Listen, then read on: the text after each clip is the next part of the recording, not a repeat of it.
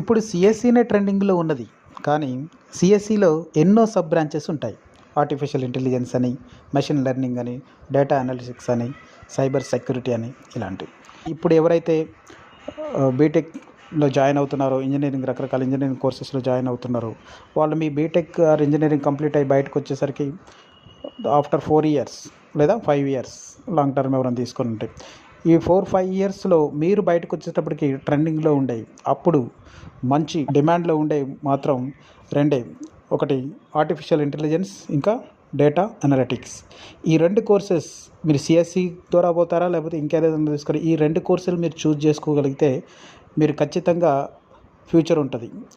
ఈ రెండింటి వైపు ఎవరైతే వెళ్తారో వాళ్ళకి మంచి ఫ్యూచర్ ఉంటుందని చెప్పవచ్చు. ఎందుకంటే నెక్స్ట్ జనరేషన్ లేదా ఎవరి ఫ్యూచర్ మన వరల్డ్ మొత్తాన్ని కూడా ఊపేది ఆర్టిఫిషియల్ ఇంటెలిజెన్స్ అండ్ డేటా అనలిటిక్స్కి ఎప్పటికి